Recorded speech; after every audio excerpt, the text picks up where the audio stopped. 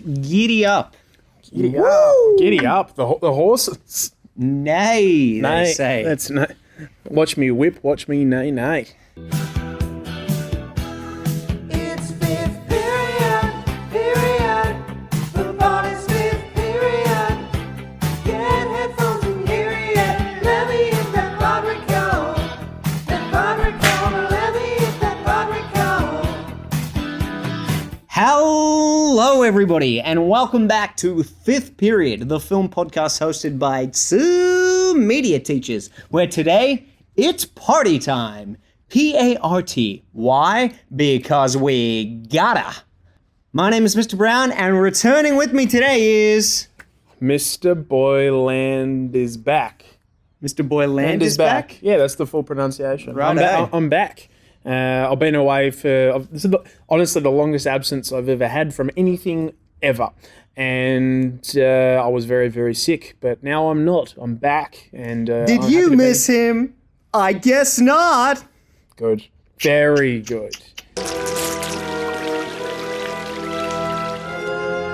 I guess not. Well, welcome back, mate. It's good to have you back. It's very good to be back. It's good to be back talking about movies. It's good to be back on the pod, and particularly not a bad movie to make a return with one of my all-time favourites. The Math. The Math. It's The Math. The Math. It's Here right it there. is. It's The Math. We all wear masks, metaphorically speaking.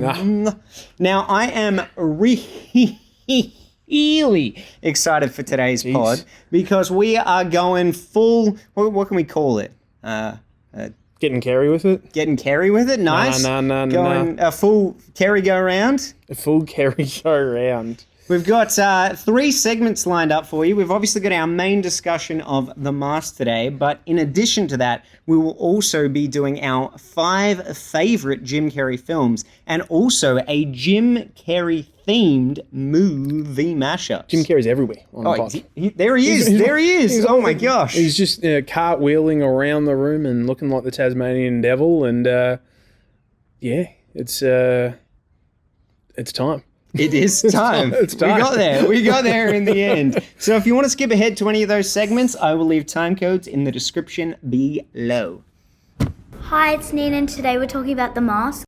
A big thank you to Nina for her intro to the pod today. She is one of my Year 7 media students. I think she has kind of ducked her head in and out of Film Club a few times now, but I was very excited to get her along on Friday. Bit of extra incentive because the weather was, boy, was it hot. It was smoking. Truly. Yeah. So just having an air-conditioned room was very, very nice. Yeah, very popular. Man on Film Club Fridays, absolutely. 100%. Crank the AC. But it was good to have Nina back, and I approached her, and she already looked worried. She had no idea what I was going to ask, but as soon as I started walking towards her, she was like, oh, no. I don't want to be a part of this. Whatever it is, I don't want any part of it. So it took a little bit of convincing, but she was pretty excited to be doing it in the end. Awesome. And I think the real selling point was that I said, I'll talk you up if you do it.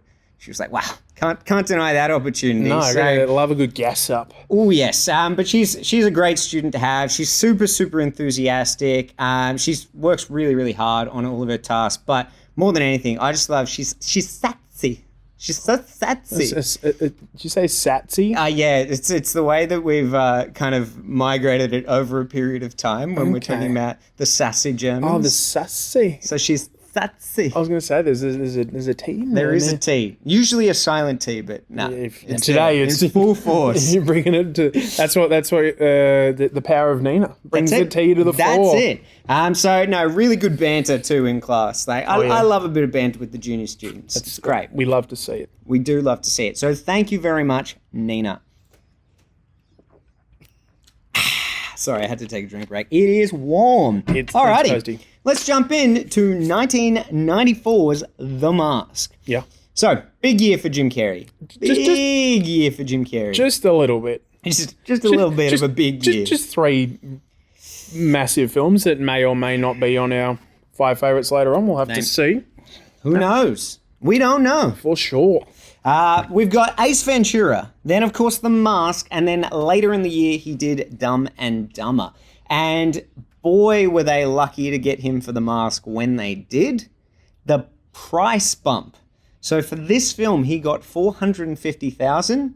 For Dumb and Dumber, a few months later, $7 million. Yep. Bit of a jump up. Bit of a jump up. Yeah. And out of the three of them, this was the one that was expected to just kind of fly under the radar, not be very popular. Because it's based off a comic book. A lot of people don't know that, but it's not like it was a DC or a Marvel property, and also at a time where it's not like comic book movies were massive as well. Had it been a DC or a Marvel property back then, it still wouldn't be the equivalent to now. Correct, and this is pre 97. It was based on a Dark Horse comic, so that's another comic brand. But the comic book, a lot more darker and more horrific compared to what we get with the Chuck Russell movie. What's the production company that did this? Yeah. New Line. So also a production company that's synonymous with a lot of horror films. Yeah. At the time, like one of its biggest franchises was The Nightmare on Elm Street. Yeah, and you can see the parallels between like the original comic book and New Line, like probably thinking, we could get like another Freddy Krueger situation here as well, because in the comic, like Stanley, he's much more of like a ticking time bomb. He becomes more abusive to his girlfriend while wearing the mask, but also while not wearing the mask. It's like it's changing his personality. And yeah, like you said, like it checks out because they're trying to get a bit more of that sort of Freddy Krueger vibe, which is what the comic creators were going for. And then also the other, another link to Nightmare, because it's directed by Chuck Russell, who directed Dream Warriors. Yeah, right. Also did The Blob, the 90s remake of that. I really like that remake, actually. I've still got to get around to seeing it, but what I have seen looks great. And then, had done this movie. So it changed a lot into PG-13 comedy. Yeah, and I think the casting of Jim Carrey played a big role in that as well. Obviously, coming off the back of Ace Ventura, when he was cast in it, the way that he was kind of wacky and goofy, they were like, we got to lean a little bit more into the comedy elements of it as well. And man, I am so glad he was cast in this. There were a couple of other people up for the role. I know they were considering Nicolas Cage, which fits the mask, but it would have been a very different version of the film. And Matthew Broderick was another one, which of course he and Jim Carrey ended up working together later on in The Cable Guy as well. Of course, fantastic. So, that again, like I wouldn't mind seeing a version of this film with either of them at the helm, but I don't think anyone can ever compare to Jim Carrey's performance. No, I think he said basically felt like the script was written for him. Oh, yeah. And then we'll talk about how much like ad-libbing and sort of riffing he does with things. But yeah, it's definitely it feels like the perfect vehicle for Jim Carrey's Jim Carreyness. Well, absolutely. And when you're bringing a comic book to life, I mean, getting someone as physically able as he is in terms of distorting his body is incredible. They even say they saved a heap of money on special effects because he could just do things with his face. It's very much like Bill Skarsgård with Pennywise, so good. But speaking of it being a comic, I love when it starts up. I mean, that dark theme, the ominous theme at the beginning. But also just that, it's almost like a matte painting of Edge City. And it feels very comic-y. You're not watching that and going, wow, it's photorealistic, but I love that kind of style. Yeah, I agree. I really like the opening here. You talk about the theme done by Randy Edelman. I think he did a really good job with the score. Did Ghostbusters 2, Angels in the Outfield, Beethoven, Kindergarten Cop, to name a few. Oh, man. All bangers. There's some films in there. Oh, yeah. They're films, all right. They're films.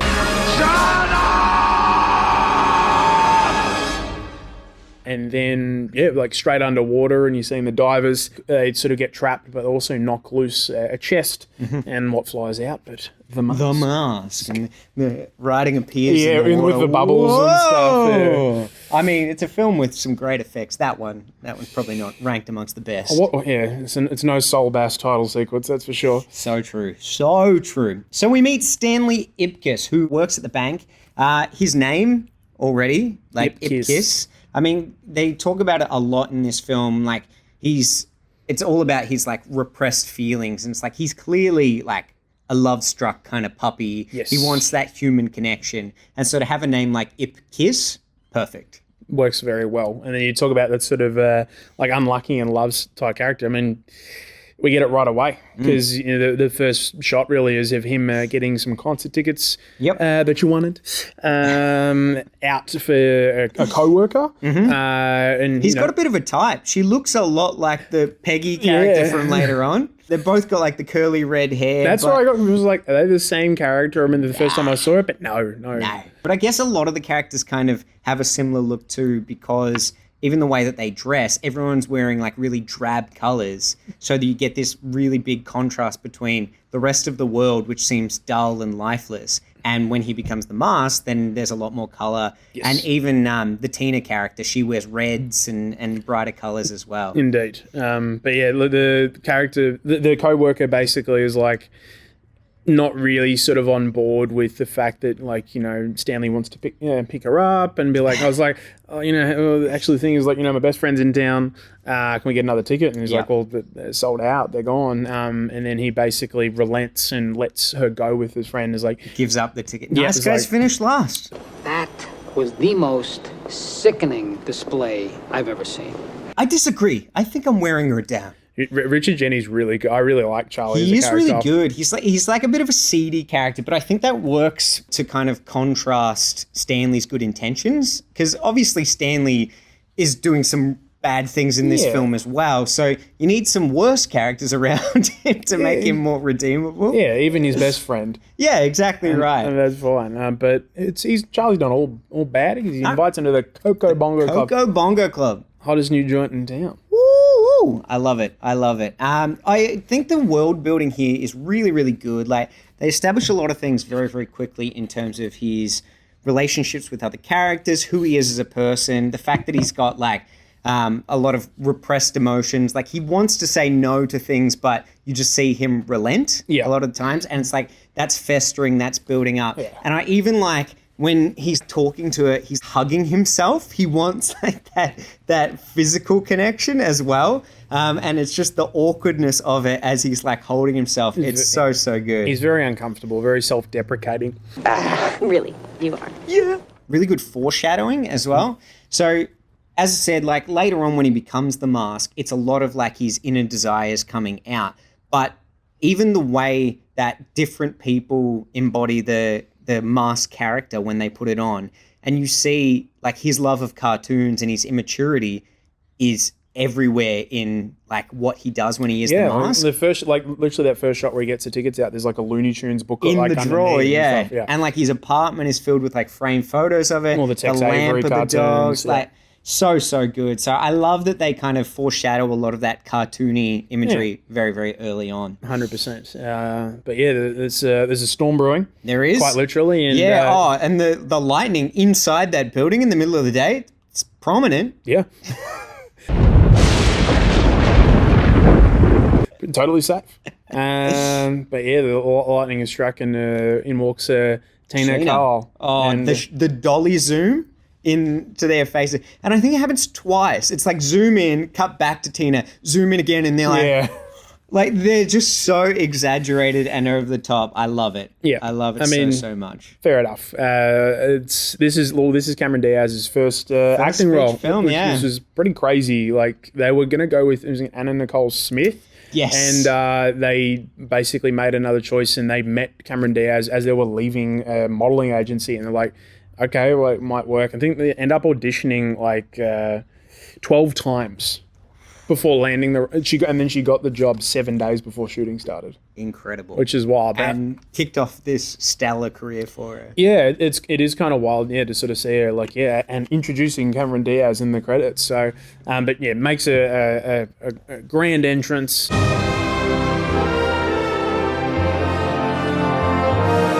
Killer 3 o'clock.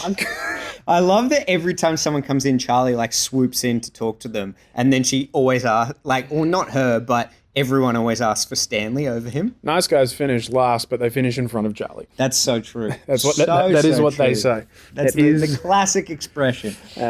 So when they meet each other, and she's kind of like I was going to say very gently, but it's pretty heavy-handed, flirting with him. Oh, yeah. And his physical comedy here is amazing. When he pulls out the drawer and can't get it in, and it's like, Oh, you all right? Hey, I got to commit to the character. You're good? Yeah. Okay, good. Damn. He's a great actor, Mr. Brown. I Hey, was really hey. concerned Oh, there. no, I'm good. I've been practicing. The other one that I really always like, I use actually a lot. There's a lot of Jim Carrey stuff that I just use in like my regular day to day. But the main one I use is like, so. So, There's so many good moments in a row, like when she asks for the tissue and he's like, oh, that's what they're there for. And it's like, And later, puts the tie in his mouth. Like, Stanley Ipris, that's what they call him. Ipris, that's it. Oh my God. Stanley Good. Ipris. Stanley Ipris. Amazing.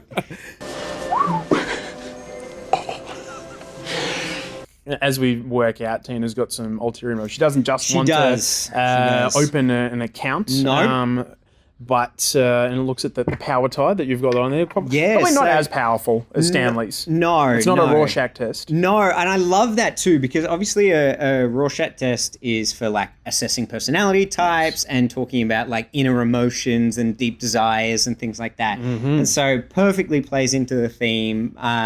But the other thing about his tie that I really like, that black and white is kind of a reoccurring motive for like his inner self. And even later on when he like becomes the mask, he's still wearing a black and white tie. The lining of his suits are always like black and white It's as that well. like clash between the light and the dark sides of his personality. Exactly right. He starts to warm up a little bit to it. He's like listing all the things like the saving, checking CDs, or we can just take all your money and Throw it put in it in a the big mattress mattress. back there. And, and he laughs a lot longer than she does. Yeah, and it's a bit uncomfortable. It's so uncomfortable and I It's like love just, it. just stop. That's his That's the sweet Ipris. spot. That's the Ipris. That's the Ipris. Shove it in. Or we could just take all your money and throw it in a big mattress back there.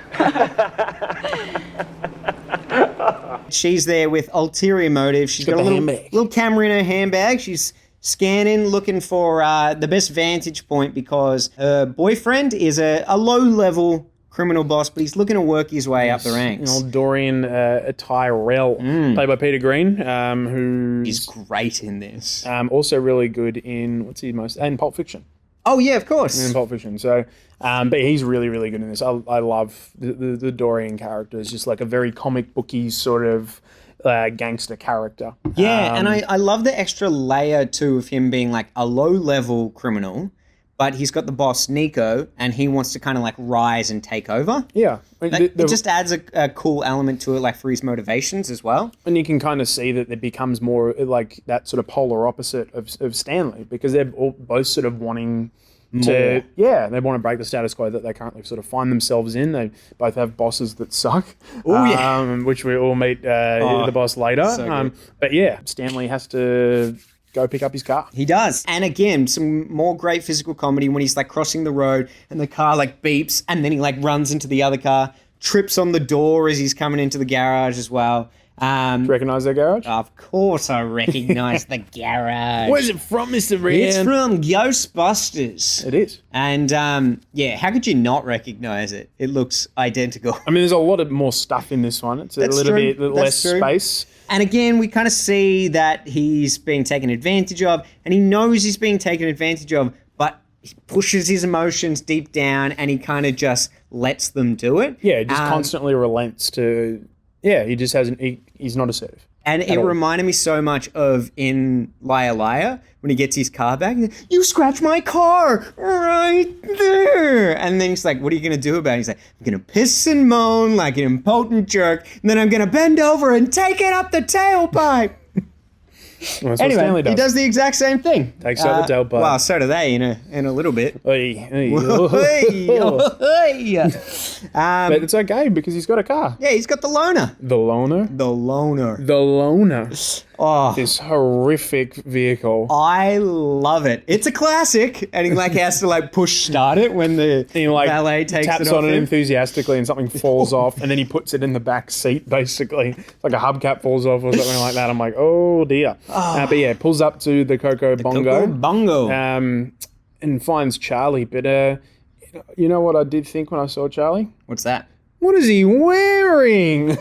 Thank you, Sammy. He's Thank got this you. like, It's like a leopard print, but like suit got jacket. flames and stuff on it. I'm like, oh jeez, that's something. It's interesting too because I just made the point about everyone wearing drab clothing. Not Charlie, not in this scene anyway. Not at the club. No, So good. You know, in the club we all fam. That's what they say. Not me. Got the- Not me. Not this time. But yeah, they're ready to go. Charlie's got the girls there with him. He's like, tipsy. "Hey, Charlie. Hey, buddy." Yeah, gives him a tip. They get in, and Stanley like turns around, like showing off for the fact that they're getting in, and then gets blocked off, Yes. thrown to the gutter. Yeah, and Charlie just leaves him behind. Doesn't even turn around to look for him. Nah. So you said he's not all bad, but he's pretty bad. He's pretty bad. He's got one thing on his mind, and we've already established that. At the start of the movie, when like Tina hands him like, "Can you hold this?" Is like, "I will hold anything you like," and then sniffs her coat. The kids in film club are like, why is he sniffing that? And I was like, great question. He's a creep. That's why. He's a creep. He's a creeper. So he goes in, but Stanley tries to go in and gets thrown to the curb right in the big puddle. And then the car comes past, and he's like, like, it's so exaggerated. When I was a kid, this was not ranked amongst my favorite Jim Carrey films. Like, I love Jim Carrey, and I still really like this film, but it wasn't ranked amongst my favorites. We'll find out later on if it is now. We shall. But one thing that I really appreciate about it, I think I prefer him as Stanley to as the Mask. Like, for kids, their appeal is going to be like the really exaggerated, cartoony type character.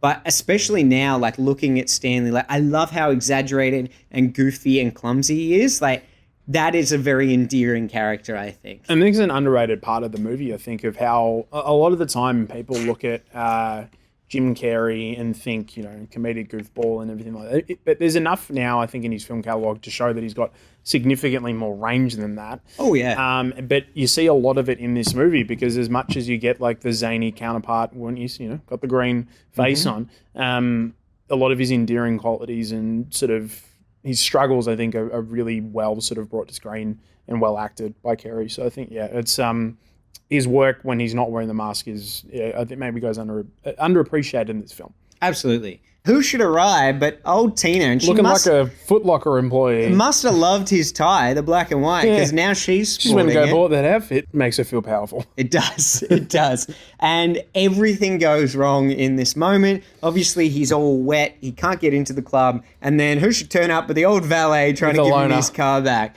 And he's like, that's not my car. It's so good. And Tina's trying to play it off, but she's not like turning her nose up at him at all and stuff like no, that. she finds it charming. She's laughing. She's like, okay, see ya. And he's like, fine, I'll take it. But I am very mad. And she's just having a bit of a giggle. And again, the Ipris. It's going okay. It's going okay. So he takes off in the car. I love that bridge set too. It's really, really cool. The car breaks down. But he doesn't have to do too much to it because it basically just collapses in front of him. And I like that it falls apart in stages and he kind of reacts to each one of them. Yep, and then the whole car is just like, okay, cool. Just conks out. It's He's just like, there. Great. So then he starts to contemplate existence on the bridge into the water. And then he sees what he thinks is a man drowning or drowned or in the water. It looks like garbage the whole time. I don't know how he would think. Or a mannequin or something. It's like, that's not a person, you idiots. You idiot. But the movie can't happen unless he gets in that water. So true. So he does. He jumps in the water. Hey, what are you doing down there? Just looking for My mask. I found it. And he's found the mask. It's got a bit of a shimmer The to it. shimmer, yeah. Oh, very cool. And I was thinking to myself, like, you can see he's about to put it on when he gets interrupted by the cops. I'm like, why would you put that mask that's just been sitting in dirty river water on your face? But it's got an allure. He's been sitting in the loner. He probably doesn't think the water's that dirty. So Yeah, that's that's fair. so true. Relatively clean in comparison. It couldn't be worse. Put a mask on, see what happens. Get back in the loner and wear the mask. That's it. That's fine. That's it. So he goes home and we meet Mrs. Peenman. Yes. I always thought it was like Peeman or Peenman or Beeman. Oh, it's Peen. Peenman. Peenman. But yeah, won't. All right, Mrs. Peenman. Good. So good. So fed up. But basically, yeah, it's just like, do you know what time it is? It's like, no, there was supposed to be like a deleted scene in here where he gets like beat up by the same thugs who he gives the balloon show to. Oh, that makes sense. And they take his watch, so then he can't tell Mrs. Beeman actually what the time is. Right. So it was supposed to be in there. That's not bad because like the whole first night is him getting revenge on all the people that have wronged him that day. So it would have made more sense. But yeah, he again, holds his emotions in. He's about to say something, and then he's like, nothing. That's all you are. It's a big nothing. Aren't you due back at the laboratory to get your bolts tightened? That's what I should have said. I should have said that. So he Shoulda, goes coulda, woulda, inside, Stan. watches some cartoons. Again, bit of Tex foreshadowing. Avery, the screwball classics. Yes, and the dog is doing the same reaction that he ends up doing later on as well. And We meet Milo. we do meet Milo. We've got a cute doggo Milo. Best on ground. So, fun fact, Millie is named after Milo in this film. Really? Yeah. Didn't know that. Maddie didn't even know. I told her the other day when we were watching it. So, I always wanted a puppy named Milo, but I don't want a boy puppy. So, Millie was the next logical step. I love it. Yeah. Very good. And I think it's probably good that I concealed that when we were naming Millie. Otherwise, perhaps that might not have Might not been got the- through to the keeper. Yeah.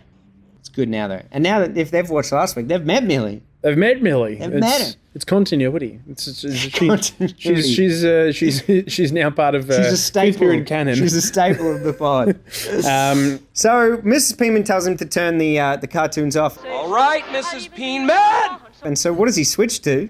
Hey, old Dr. Newman. The masks we wear. The masks we wear, and we all wear masks, metaphorically speaking. So it's the guy from Ferris Bueller's Day Off. Yeah. Bueller.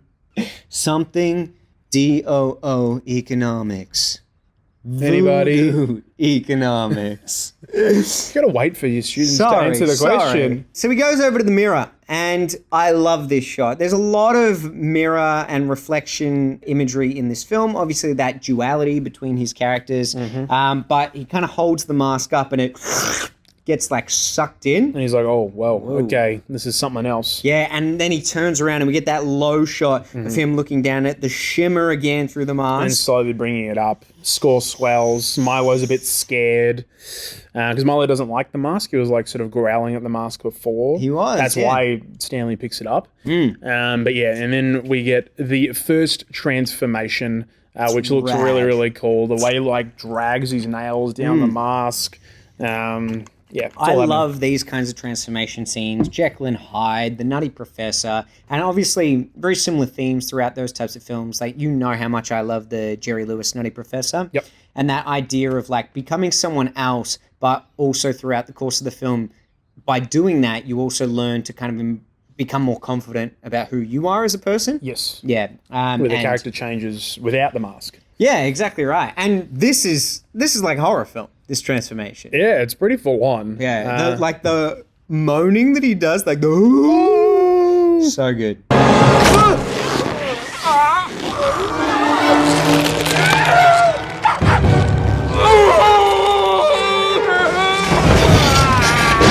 we get a score change and it's much more upbeat, jazzy sort of swing music. Yes, and and he's in the spinning around. You know what's on the pillow when he's spinning around? Old Tassie Devil. Tassie Devil. That's right. Yes. So not got that in only the is it referencing cartoons, but to reference the direct cartoon that he's imitating moving on, when yeah. he's spinning around. Very, very clever. Smoking! Yeah, straight up. Which I'm not sure if that was in the script or I know there's some stuff that isn't in the. No, that is ad libbed. There's a lot of the dialogue. That's the first line that we get, and he's wearing the big teeth, which they only wanted him to wear for silence. Non-speaking But he was scenes, like, yeah. "Nah, it's all right. I'll do it." So he had to teach himself to say the lines with them in, because apparently it's really hard to talk with them in. And you get that, like, as the Mask, he has a weird quality to his voice as well. It's not just his Stanley voice. Yep.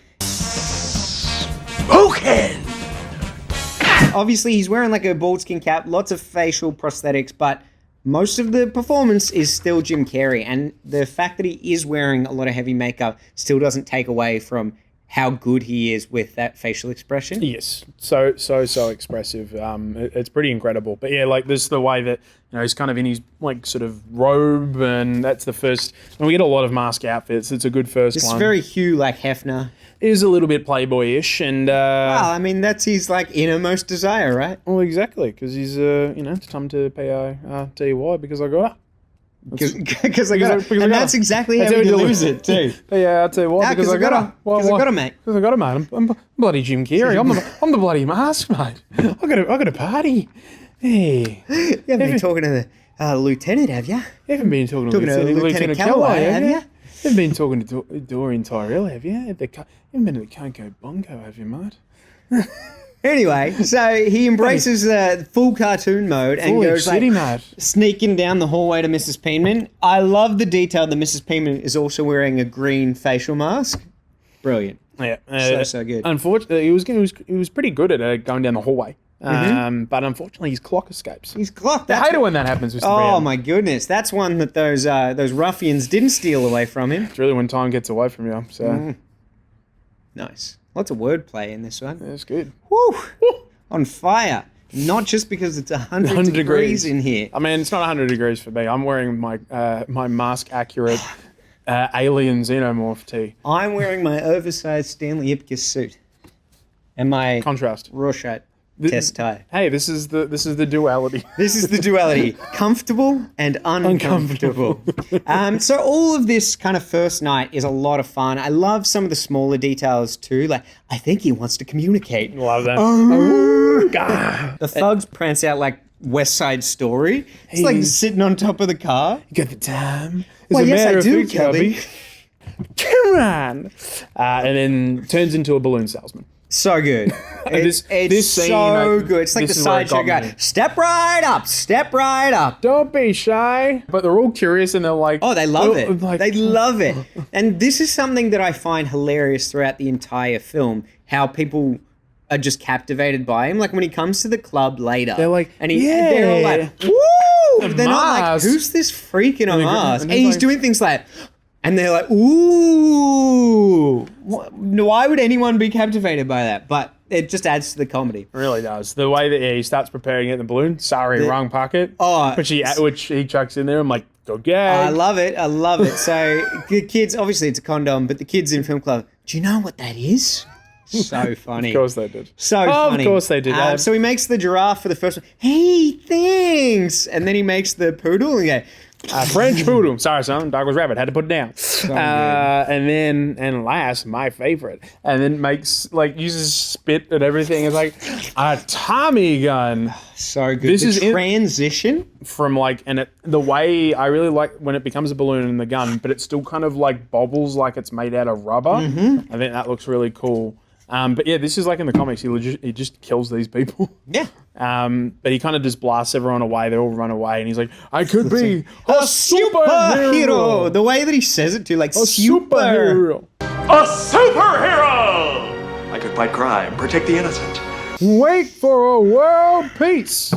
But first, He's got to take more revenge. he does. He's got to stick some mufflers up the garage guy's tailpipes. Hold on to your lug nuts. It's time for an overhaul. Wakes up the next day thinking it's all a big old dream. But it is not, because it is confirmed by a knock at his door, and we meet Calloway. Lieutenant Calloway. He is great in this. Also gets the mask in the comics. And does he really? Yes, he does, and becomes a bit of a vigilante. There you go. He's got his sassy pants on because He's a very sassy detective. he's like, Very, very like classic sort of like, that's there's like a New impossible. York sort Those of, pajamas are impossible. This actually happened. Damn. Oh! Calloway from the top rope.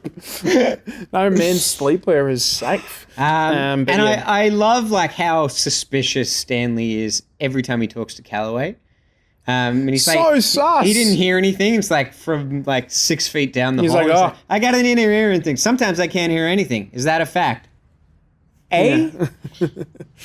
And immediately suspicious of him. I mean, why wouldn't you be with behaviour like that? But yeah, he sort of cuts to Miss Payman talking to his partner Doyle. Is the vest. Doyle's very good. Doyle? Yeah, and then he kind of closes the door after he gets Calloway's card, and he's like, "Oh damn! Like it clearly happened last night." Yeah, but then his reaction, he looks at the clock and he's like, God, I'm late! He's like so loud. Late! And then he's running around furiously trying to find the keys, and we bit of foreshadowing here that Milo can get Milo the keys. gets the keys. He gets the keys. He finally makes it to work, but before he does, he's I like, say this to Millie all the time, by the way. That, Drop it! Drop it! Get the keys! Find him!" That's what you said, Millie. no, not the cheese, the keys. Millie does love cheese. She doesn't love love cheese. keys, though. Okay, fair. Oh, Because that means we're going out, and she doesn't want that. She says to me, drop it! drop it! Yeah. Damn. Yeah, she's pretty talented. She's very talented, Very okay. talented. But yeah, Stanley throws the mask out. He does. Out But the it comes window back. comes back. And once he goes to work, this is my favorite line in the whole film. The girls and I were looking for you. Did you happen to look outside? In the gutter? It's like, and the way he like walks off while he's talking, but it's like, you're dead to me, Charlie. But we meet old Peggy Grant. She is a journalist who is investigating what's happened at the garage. Yeah, you know how they changed the sign of it because of like how it's been destroyed? Like in the mask coming through, it actually says "rip off" Oh, there you go. in the sign, which is cool. Nice. And But, yeah. so we find out that she used to have an article called Ask Peggy, or she still does, but she's trying to get some better stories because Ask Peggy pays dick. Yes, and another character is trying to get out of the muck a bit. Exactly right. And it turns out Stanley knows and is a big fan of her. He's even written in as Mr. Nice Guy. Yes, nice guys finish last. The ultimate pity article. Yeah, and apparently got a lot of fans, and it's like, oh, you know, She's one of them. yeah, and it's just like, and she was almost like a little bit, oh, damn, I shouldn't have said that. I should not have said that.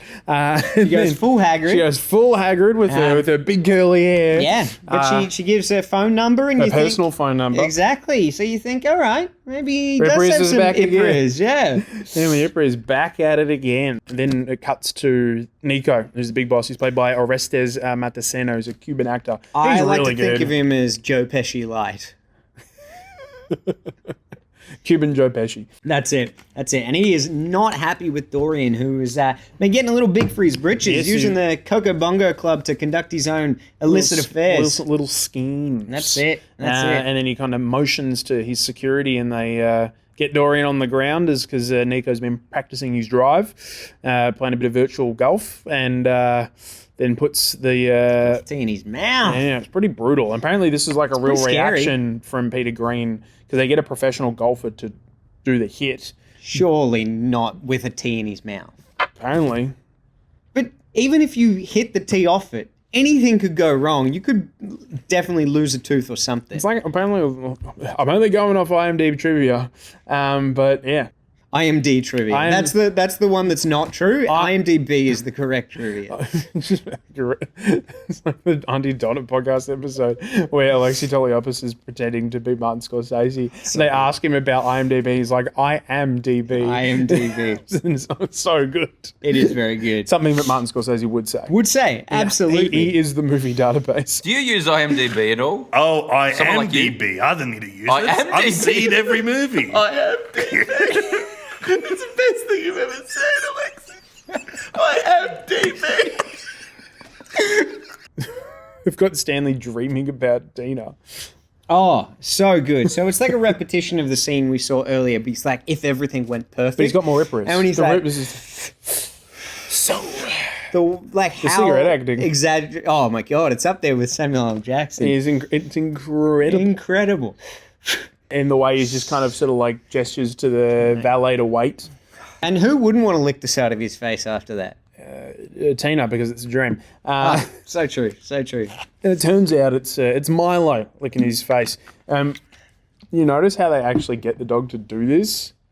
On the bedside table. Peanut butter? Yeah. Yeah, I saw that too. I was like, that is definitely there from that. For the dog. Yeah. So, yeah, very, very good. Highly enjoyed that. Love it. Yeah, So 'cause- that's verified? Because I just speculated when I saw Yeah. it. Okay, great. IMDb. IMDb. IMDb. You sure are, mate. So good. But yeah, so like he's got the picture of Tina. She's not going to be interested in me, and he's like, she might be interested in the mask. And it's back. Yeah. He didn't realize, but it's back. It's flown back. Exactly, and it's like, oh, I shouldn't. He throws it away. No way. And then jumps. No way.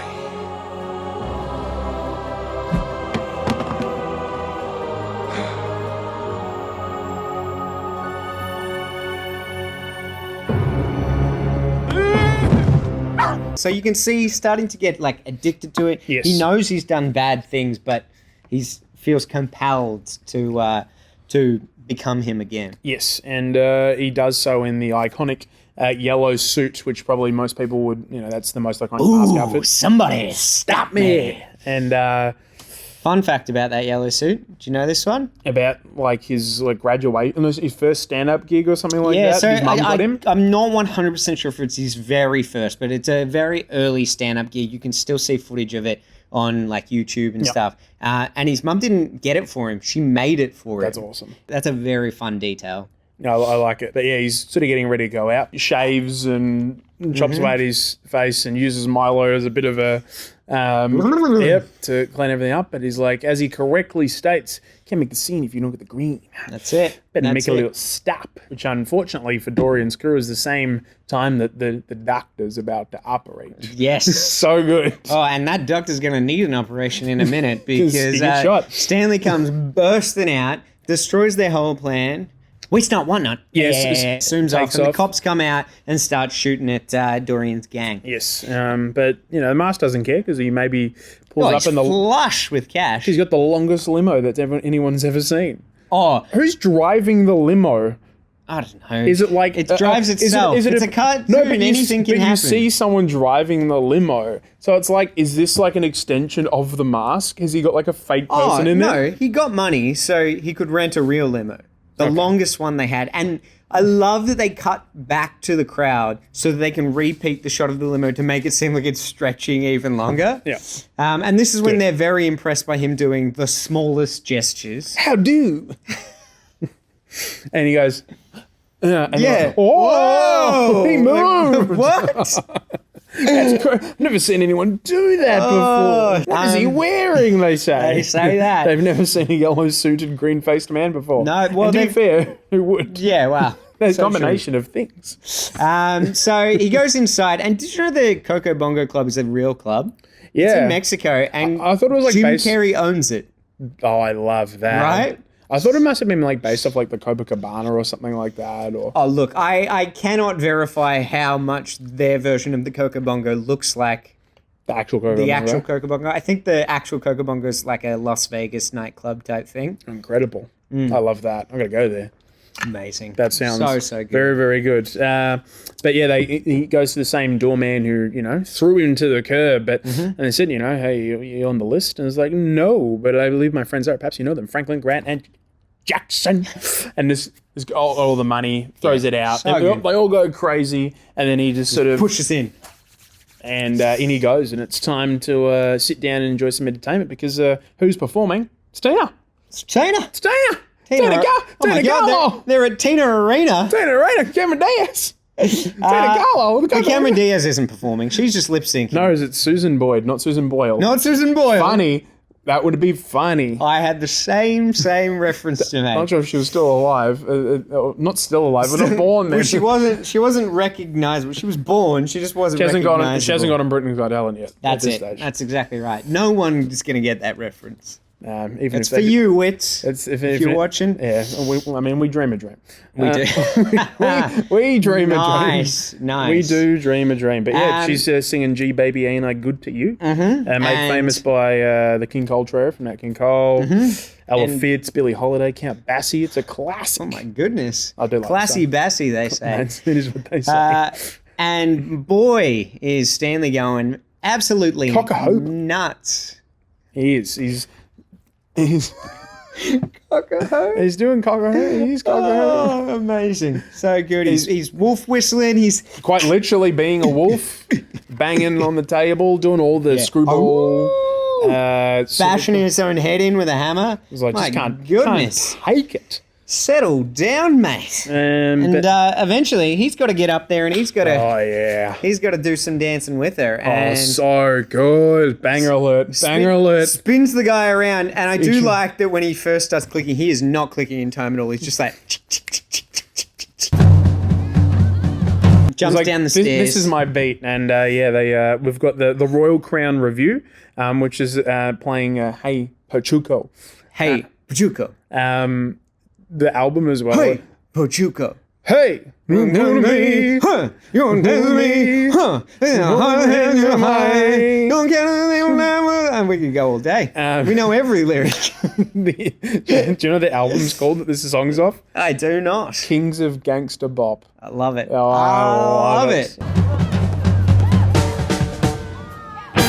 So I got a background as a brass player, and I just love this sort of music, like to a T. That's why I got you that lovely fedora to wear for this jazzy number. for this little jazzy number, because I am a king of gangster bop. Sure That's are. what they That's say. what we all call you. It's They what call we you all the call media you. man, and me the king of gangster bop. Ah, good throwback. Good throwback to Today. and yesterday. Oh, not for them, just for us. Just for us. I do like the fact that it is Cam Diaz and Jim Carrey mostly doing the dancing here as well. Oh, Jim Carrey can move. Oh, well, yeah. Like we see it later with Cuban Pete, but like we talk about his physical comedy, but he can actually dance as well. Rhythm. Yeah, only I think you get some bird's eye shots where they start doing some more technical maneuvers. Yeah, where right. clearly it's not Cam Diaz and Jim Carrey. But for the rest of it, it looks really good. Everyone in the club, like you said, they're impressed. They're all loving it. As soon as the drums start, they're like, yeah, my goodness. God, we're all amongst this. And then all while this is happening, you've got Dorian upstairs with the Not just Dorian. The Dorian doctor. and the guy that's completely bald but has a ponytail. incredible. What kind of a hairstyle is that? He looks like a Star Wars character. He really does.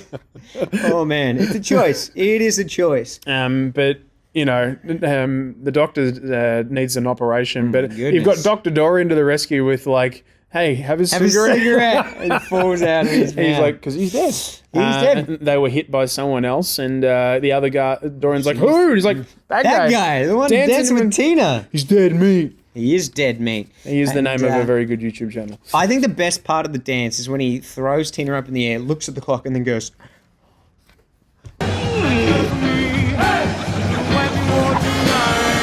So Dorian goes down, confronts him. First he shoots off his tie, which is an integral detail because it crawls and turns back into a pajama top, Yes, after he's... which is an impossible pajama outfit. Not just any pajama outfit. Thanks, Cowboy. He does smooch Tina so much so and so powerful is the kiss that her shoes fly off, which is There very you go. funny.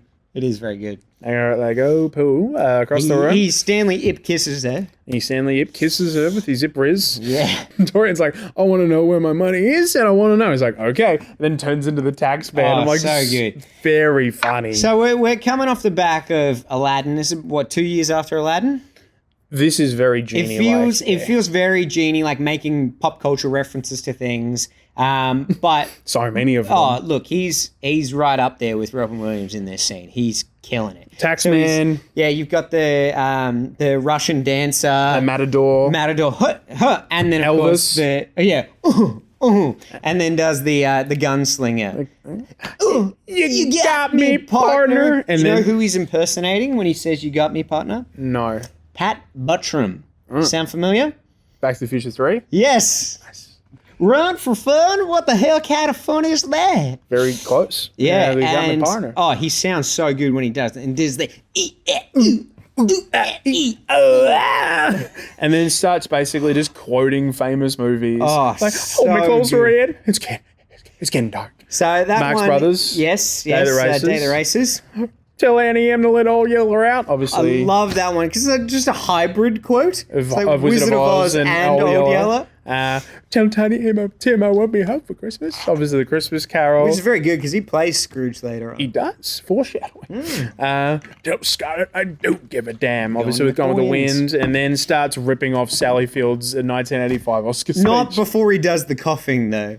The coughing is so good. So the camera below him so he can keep turning to the camera. Yeah. And he keeps coughing away from the guy's face. And then on the final cough, coughs directly into his face.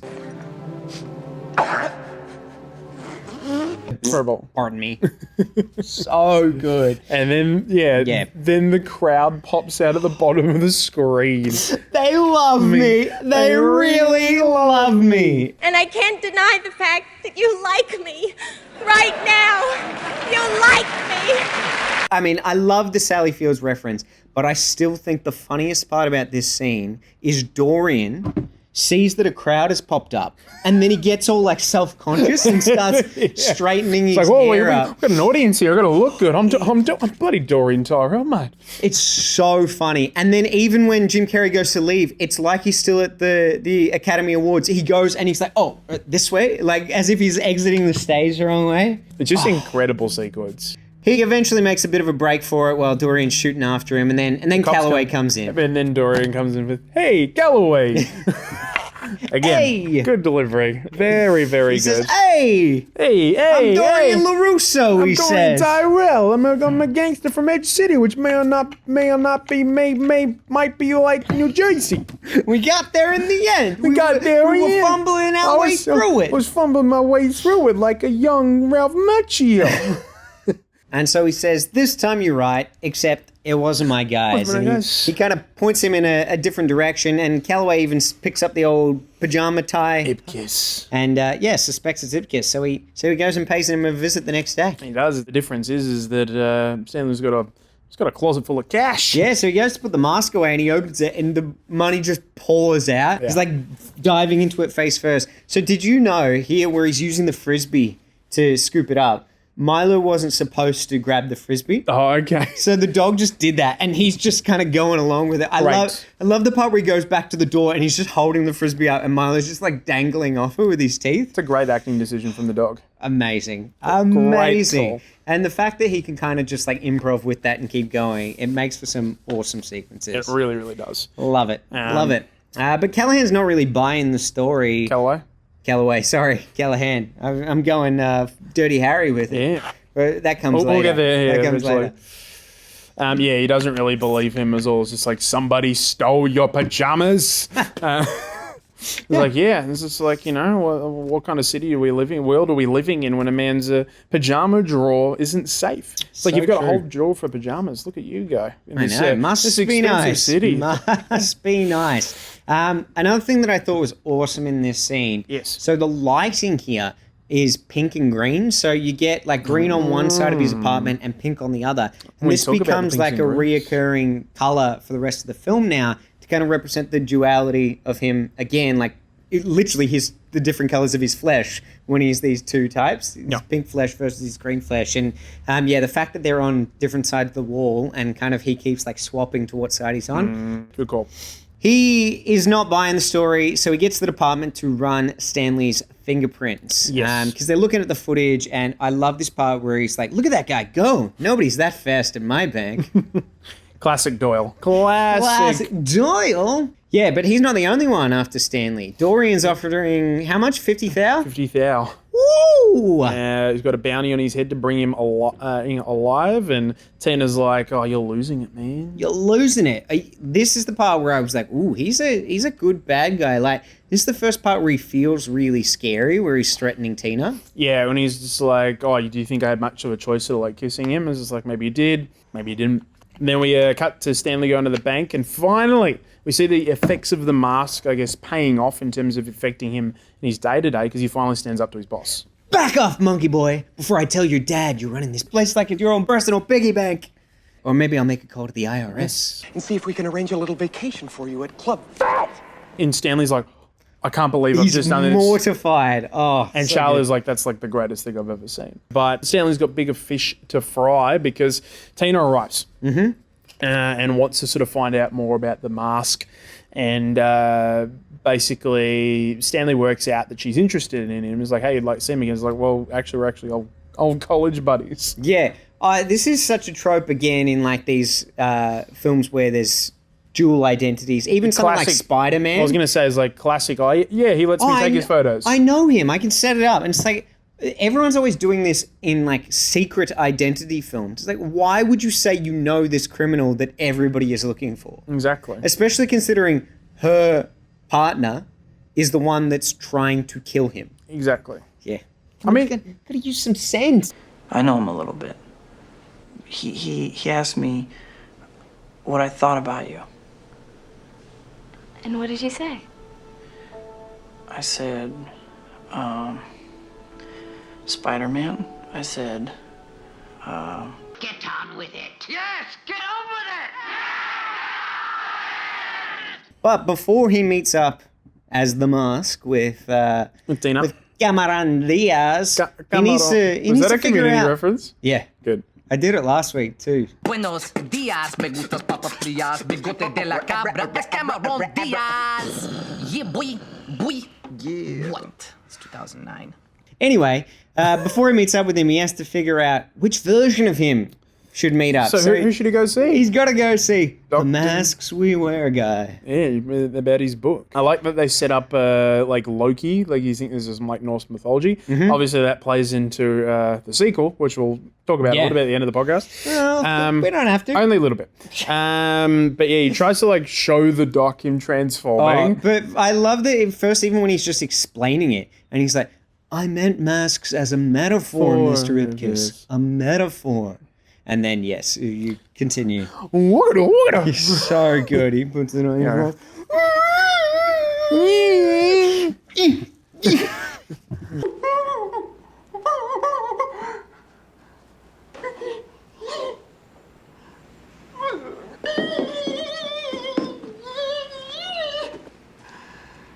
Okay.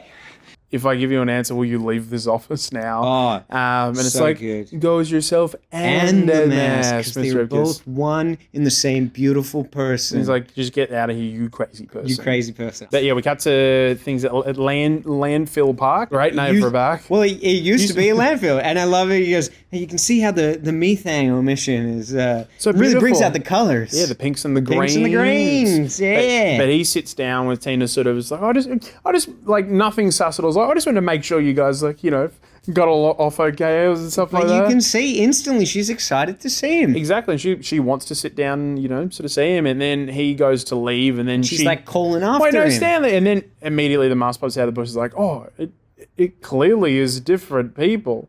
But we get a new version of the mask. The French mask. No. Is it fate? Is it meant to be? Is it written in the stars? That we are meant to fraternize? I'd like to think so. He's coming on way too strong and too thorny in his French accent. Oh boy, is he thorny.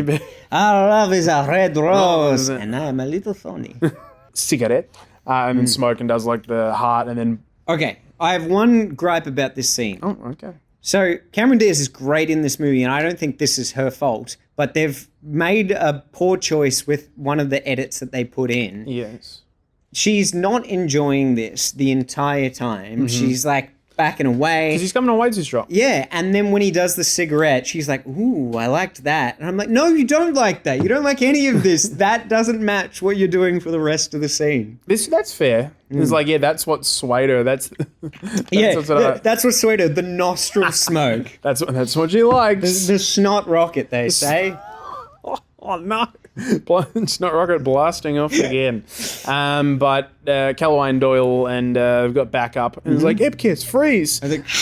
And he's like, you told me to freeze. Okay, All right, freeze. Yeah, this is a good scene. I love the freeze effect. I also love like all the gags here. No, it wasn't me. It was the one-armed man. All So- right, I did it. I tell you, I did Well, it. this is the thing. So the one-armed man one is obviously a reference to The Fugitive, but I did it, you hear? And I'm glad, I tell you. I don't know what that's from. I was hoping you could enlighten me. Unfortunately, I could not. And the other one is, what are they going to do to me, Sarge? Also didn't recognize that. And I tried looking them up, but it only comes up as quotes for this movie. The only reference that they make is it's like, oh, gee, when they're searching him, he's like, I wish somebody had a camcorder. That's like a reference to the Rodney King beating. Oh, that is dark. Yeah, and I'm like, and he's like, really, really dark. And Calloway's like, Yeah. I'm yeah. like, whoa, Don't spend too much time on that one. That's from the Dark Horse comics. Yeah. So, the Dark Horse. yeah, it's a case of police brutality, if you don't know, and it was caught on camera. So that's why he asked if he had a camcorder. Yes. Yikes. But yeah, they're looking in his pockets, and he's got all like a rubber chicken, a mouse trap, a bazooka. I have a permit for that. Oh, and I love the little to the left. Yeah. So like the faces that he's making is so good. But of course, the best thing that he has, a picture of Calloway's wife. And it's just like, you got a bazooka, picture of Calloway's wife. What? Margaret? You son of a bitch. It's like, gee, Yeah, I figured you'd have a sense of humor. After all, you married her. And then runs away. And we get Here we go. the best scene. I don't think it's my favorite scene now, but it was certainly my favorite scene as a kid. Yeah, so he escapes the park. He boards up the doors. He's like, cool, I've got away. Turns around. He's surrounded by cops. Screams so much that his skull comes out of his skull coming out is amazing. You know what? Maybe it is still my favorite It's scene. pretty It's good. a great scene. By the end of talking about it, it'll probably be a favorite again. And cracks out the old maracas. and because it's time for Cuban Pete's. Hit it. And they my favorite move that he does is that second move where he starts like kicking his legs up as high as. They wanted to cut this because they thought it was too long. Nah. But every part of it is great. all the test screenings, they loved it, just like they you would. did. And so there's like, well, we have to. They keep it. would. And this is all Jim Carrey singing as well. Oh, not surprising. No, he kills it. It's He just, really does. Cuban Pete, popularized by Desi Arnaz. He's the king of the rumba beat. He is the king of the rumba When he plays the maracas, he goes chick chicky boom, chick chicky boom. I love when he starts roping in other people. And the cops are dancing. Oh, and they've got their arms right there, like singing along. So good. And they're all still holding their guns. It's in the very air. nice, so full of spice. And then finally Calloway and Doyle sort of appear, and then Doyle's like, yeah, dance. and then Calloway's like, Doyle. But it's not just Cuban Pete. They do like the Charleston, they do the conga. No. It's not just the cops joining in, like prostitutes as well from the back of the car start joining in the dance. He runs off, kisses a random lady on the street because he's a randy spaniel. Yep, escapes down alleyway, pulls the mask off. Oh, how good does that look when he's like, looks good. Amazing. He looks good. Amazing. And Stanley escapes. And yeah, well, he's about to get caught, but who saves him? Peggy. Oh, Peggy. And it just seems like a nice thing that she's doing. Absolutely. They sort of take refuge in a newspaper factory. Mm-hmm. And it's like, oh, I think Peggy's like really sweet. And like, on the inside is like, but no. Yeah, do you really mean that? Actually, no. No. And finally, Dorian arrives like, hey, Where you been? I've been vamping for 20 minutes. And you bring the 50 thou. Nice. And Stanley's She can't lose her condo. Can't lose her condo. It's expensive it is in this city. And he puts on the mask. He turns into that green thing. Yep. Peggy. I actually really like this as a bit of a twist. I mean, the one thing that these narratives tend to do, it not only gets him to realize he's okay with himself, but it also changes who they are desiring. Yep.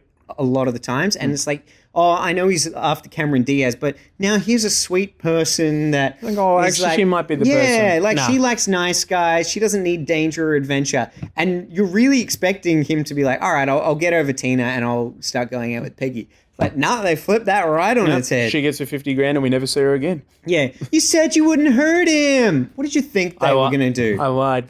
Yeah. I'm Dorian Gray. To be fair, Dorian they don't Tyrell, hurt not him. Dorian They just Gray. hand him into the cops. Oh, yeah, exactly. I'm Dorian Gray. He's he Dorian says. Gray. Yes. I'm from the League of Extraordinary Gentlemen.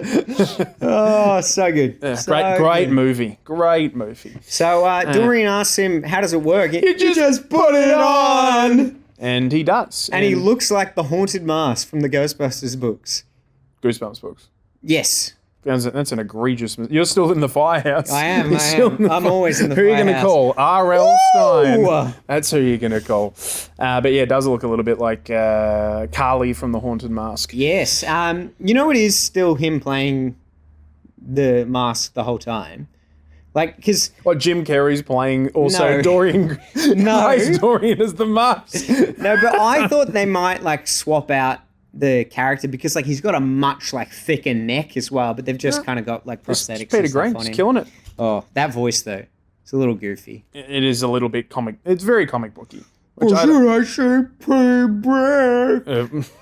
It's like Matthew Stu. Lillard It's like from Stu. Stu Marco. I'll be right back. I'll be right back. puts the mask on. Feel a little bit woozy. Didn't think we'd get a Stu Masker reference here. Nice. Good. So they take the money back from Stanley, and this is when we get the classic line, you can kiss your ass goodbye. Classic. So good. Classic. And it's like, So good. they wanted the mask. So let's give him the mask. They get the money out of Stanley's apartment.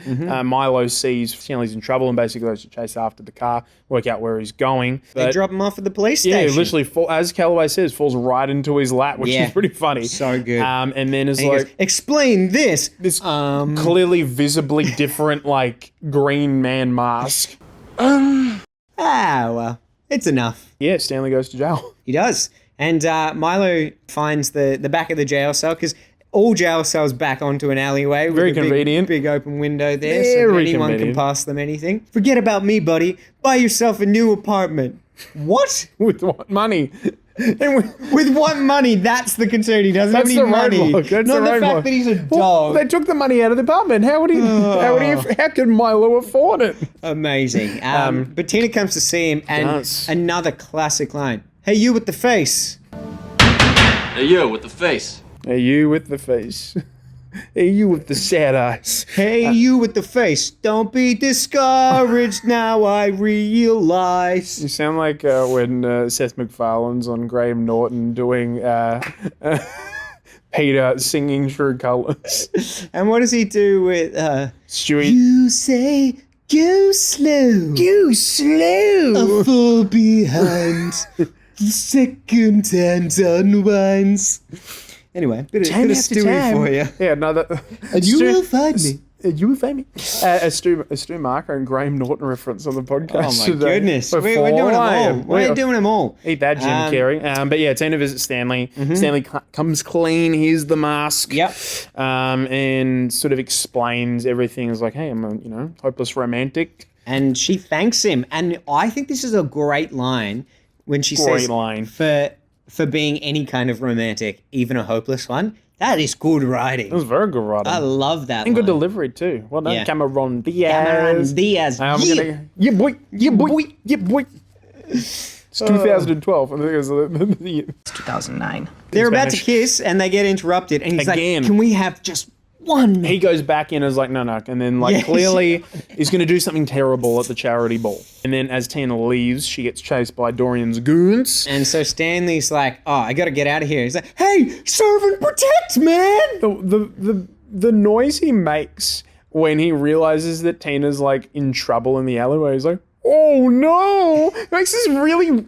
Put the clip in here. No! It sounds like it's not even coming from him. He always gets more out of it. Oh, I also no. love that he's putting the toilet paper down on the seat. So Stanley has to take matters into his own hands, and he gets Milo to jump up. And super slow-mo. This is another one that I do.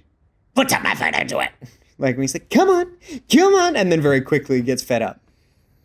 Like me with Speaking this of like, which, yeah. put some effort into it, I say. So yeah, Milo ends up jumping up the wall.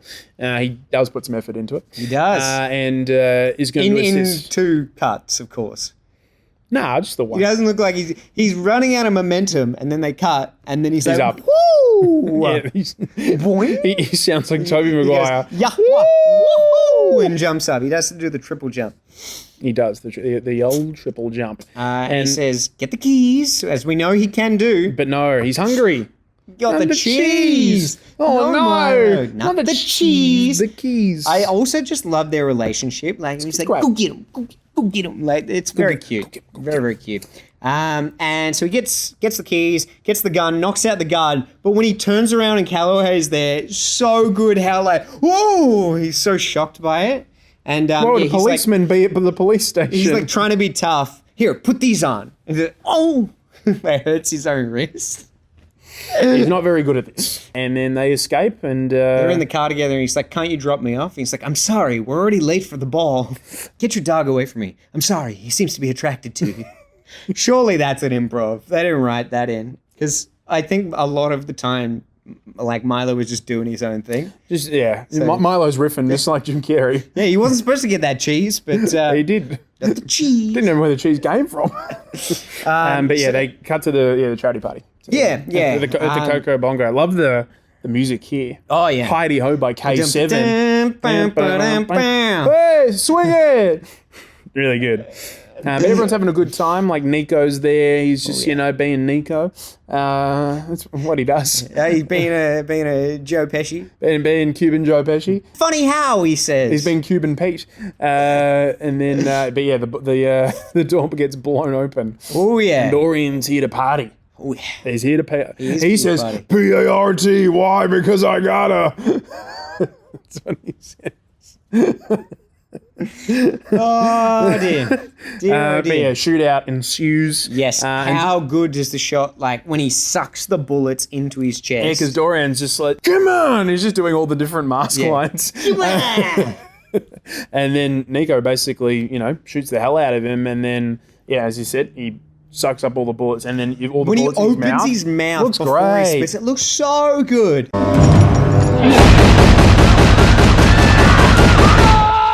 So Nico is dead. Nico is dead. He's Dorian's taken his own revenge with the mask. And then Joe Pesci would have survived. He probably would have. Well, when you look at what he survived in Home Alone, he probably would have.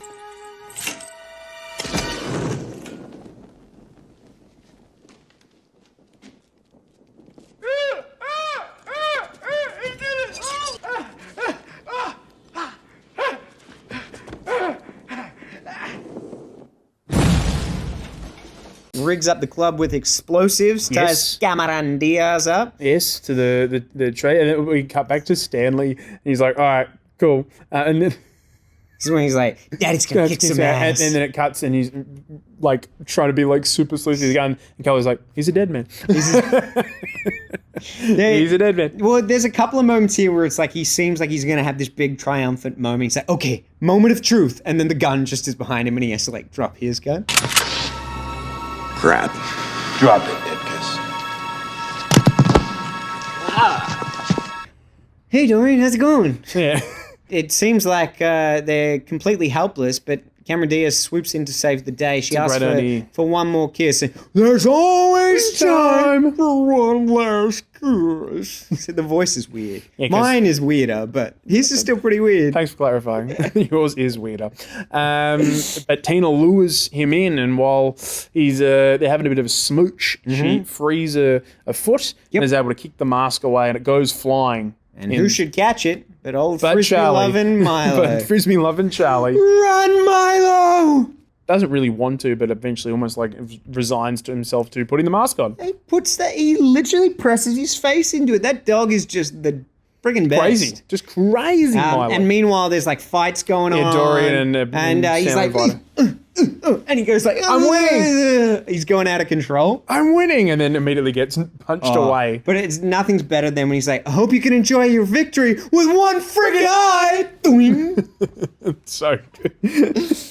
Oh, dear. But yeah, Milo's wreaking havoc, peeing on people, doing that laugh. Yes, Scooby-Doo laugh. And, yes, he goes, he does. And eventually runs over to Stanley. Like, I'll have that, thanks. He's like, gotta be a new breed. Yep. And then he's about to sort of like, trying to work out what to do, then he starts getting shot at, jumps over the bar, has the mask on, and this is, he's back, the mask is back, and is like, hey guys, did you miss me? And then has the drink, and all of like... Pours out of the bullet hose? I guess not! And then finally, we get to see Jim Carrey do his best Clint Eastwood impersonation, because... He does a really good Clint Eastwood impersonation where he literally contorts his face to look like it. We see it in Bruce Almighty. A lot of the students may not know he was in the Dirty Harry series. So he played a minor role in... Really? I think it's the... I didn't know that. It's called The Deadpool. I think it's the 5th one. And he plays like a rock star drug addict. Also didn't know there was 5 Dirty Harry movies, so there you go. And most of them are pretty good. Okay. Yeah, I've seen the first one. I really like the Dirty Harry series. Anyway... That's a little side note. That's a bit of fun. But yeah, that's why he impersonates him all the time, because he like met him when he was quite young and early on in his career. Oh, I forgot to mention, I love when he's trying to freeze her when he's still Stanley, and he's like, "It's all over now," but he can't like pull the tape off. It's all over now. He eats the bomb. That's a spicy meatball. And when it actually blows up, and he's like.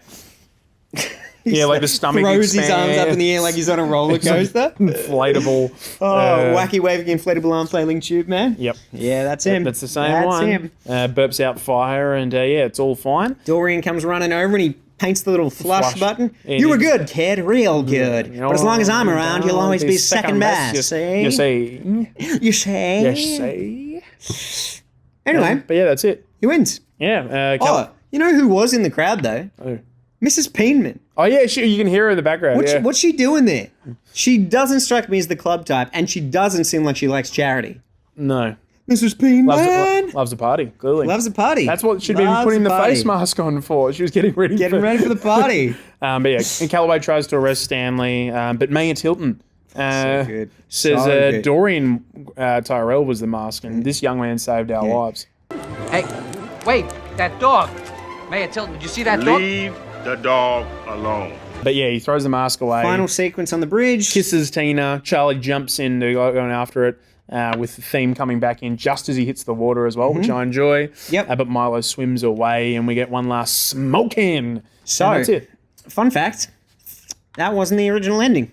What was It originally ended with Charlie getting the mask. And test audience was like, we don't like this guy. We don't want him to have the mask. And they're right. Yeah, for sure. I was in that test audience.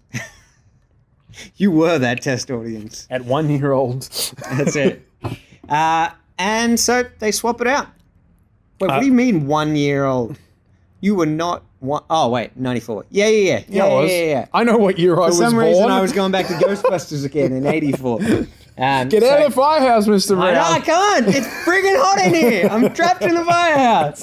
I like the ending, the way they do things. Yeah.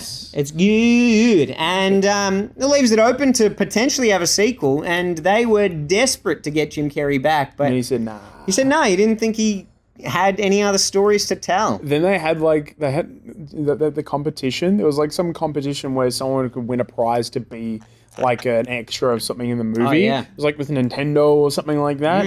And then they didn't do that. So then they just had to pay the person the equivalent of what they would have paid them for the movie or something like that. Yeah, good deal. So I'm like, it's probably maybe better. I don't know. Maybe better, yeah. Well, it's think better you'd than pay- being in the Son of the Mask. Yes. So obviously we really like this film, the 94 film, one of Yeah. our favourites. It might be in a 5 favourite. We'll have to see.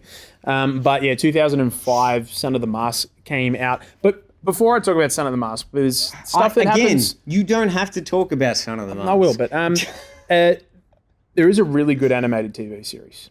I have incredibly fond memories of watching this TV show as a kid. It's a bit more comic booky. There's a lot more comic book villains and villains from the comic book series. Tim Curry voices the primary antagonist, who's a Dr. Pretorius, who's like a kind of like a evil scientist who can detach his body. His head from his body is like with little spider legs and stuff. It's pretty cool. But yeah, not Jim Carrey, obviously voicing Stanley / The Mask, voiced by the legend Rob Paulson, who played Yakko and Pinky in like Animaniacs and Pinky and the Brain, voiced Raph in the 80s Teenage Mutant Ninja Turtles series. Yeah, absolute legend, and yeah, did a really good job, I think, with the series. So if you ever check out the animated series, I think it might be on YouTube somewhere. Worth a look. Son of the Mask, probably less worth a look. Not even less. Don't look at it. It's avert your gaze. It's kind of like the final scene of Raiders of the Lost Ark. Don't look right! Keep your eyes shut! It's widely regarded as one of the worst comedy movies and one of the worst movies of all time, which is a shame. Yeah. Look, I love Jamie Kennedy. We love our boy Randy Meeks. Yeah, of course. But when you think about Jamie Kennedy outside of the Scream franchise, there's not a lot there. Jamie Kennedy Experiment is good. The show. If we're comparing it to this, much better. But yeah, I've never watched the entirety of Son of the Mask. I couldn't sit through it. It's really bad. Yeah. They really flesh out more of like the Loki plot. Like Alan Cumming is in it. Yeah. Not enough to save it though. I love Alan Cumming. So do I. But yeah, it's wild. As he was Alan Cumming, I was Alan Going. Good. Jamie Kennedy unpacks like the whole experience with this movie on his podcast, and it's on YouTube. It's really worth checking out. I think, because we look at how bad a movie is, and I think it's always interesting to see like sort of what happened with production of it, and because he didn't really want to do it, and then eventually kind of he was convinced into doing it because they basically doubled how much they were going to give him. Yeah, he also spoke to Jim Carrey. So one of his big reservations about it was he felt like he was not going to do it justice. Yep. So he spoke to Jim Carrey about it, and Jim Carrey was like, whatever, man, make it your own. Like, do what you want with it. Like, don't imitate what I did with it. Be your own character. And I think that really helped him to kind of go, okay, cool, maybe I will give it a shot. Yeah. Yeah. It's just, yeah. Yikes. Yuckers. Anyway, should we move on to our 5 favorites? We shall. We got 5 favorites. Above all else. We got 5 favorites that we think are top shelf. So, 5 5 favorites. favorite Jim Carrey films. Almost an impossible task for me. I'm a big Jim Carrey fan. Yep. Look, they're not all winners, but I own, I would say, 90% of his film catalogue on DVD. Okay. I love them. I love them all. As a kid, I used to rewatch them all the time. Before I jump into my list, I'm going to rattle off just a couple of honourable mentions. I'm not necessarily going to go through them in a lot of detail, but Bruce Almighty came very, very close for me. The Grinch came close for me. Might get a look in a couple of weeks if we do it for the Christmas film. Lemony Snicket's Series of Unfortunate Events, mainly for his performance, and The Truman Show, which is really, really good. Those were my honourable mentions. Okay, my honourable mentions. Dumb and Dumber. Liar Liar. The Cable Guy was really close for me because I like how dark that film gets. And Me, Myself, and Irene as well. I like, again, another film I like Jim Carrey in, but probably if I don't love that film as much. His sons are great, though. Oh, yeah, they're really good. Oh, I gotta get out of here. I don't want to have to bust a cap. Kisses? Daddy. See you later. Love ya. Let us jump in. So, just to get it out of the way, I had to put The Mask in my favorites. I will not go into much detail about this because you've just heard us talk through it, but the duality is something that's incredible, but mainly that thing I said about his performance as Stanley is what really sells this one for me. I find those moments so enjoyable, all those really little details with his physical comedy and the way that he is able to do so much in terms of storytelling and to convey like his awkwardness and how he's feeling just from his body language. Mwah, chef's kiss. Also, in my 5 favourites is The Mask as well. So yeah, I won't go on too long about things, but I just really love this film. It's a really unique sort of comic book character brought to life, and yeah, I really like how he's being able to perform both roles. And both are so memorable. And yeah, it's a film I continue to sort of appreciate as I got older. I really like a lot of the film references it has in there that I probably didn't get as a younger person. Yeah. I just thought that were funny. Wow, there's still a couple in there we still don't know. Exactly. So I'll have to go watch it again. Oh no, somebody stop me. But yeah, I absolutely adore The Mask. And if I don't rank my 5 favorites. No, though I probably will mention my favorite last. Okay. Not that the rest are ranked at all, but yeah. Next up for me, and feel free to chime in too if it's on your list, Ace Ventura, Pet Detective. It's on your list? It is on my list. Hey, so we were talking earlier with Mr. Whitson in the office. We were saying, I think because Ace Ventura 2 is his favorite, When Nature Calls. And he said if Ace Ventura wasn't on our list, he was just going to leave for the day. And so he took an early mark. Yeah. No, fortunately, he was able to stick around because we both had it. But yeah, we prefer the first. I think the second one is great. I did a double feature screening of these in the last week. I left them off my weekly watches for the last pod because I knew we'd be talking all things Jim Carrey today. Fair. But again, he's just doing the most with this. My favorite type of comedy is characters being sarcastic, and his kind of really quick, witty banter is amazing. Yeah. Like, especially with like the police, I was like about to say a line. I'm like, I don't know if that's appropriate, but when he steps on the bug and says, first I'd establish a motive. In this case, the killer saw the size of the bugs. Then he refers to the genitals and says, and became insanely jealous. Very good. He's just so good. Yeah, on my list as well. I think one of the most memorable Jim Carrey characters for sure. Even the way he walks. Yeah, just the mannerisms, the hair, the Hawaiian shirt, the striped pants, just everything is really fantastic. And I like the plot of the movie. I think it's quite interesting. The mystery element and really the good. Football team being involved with Ray Finkel and everything. It's just interesting, and I always forget that Courtney Cox is in this as well. She's good in it too. Yeah, and she's pretty good in it. Why don't you cry about it? Saddlebags. The club scene when just Jim Carrey an excuse to, I think it's Cannibal Corpse, to just get them in the movie. But the way he just sort of comes in, and the way he's trying to talk to someone, he's like, thank you. Because he's head banging. Yeah. So good. And that's a good time as well. Like the Mission Impossible scene. Do not go in there. Woo!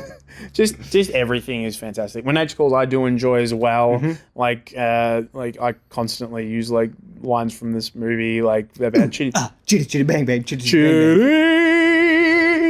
like a glove.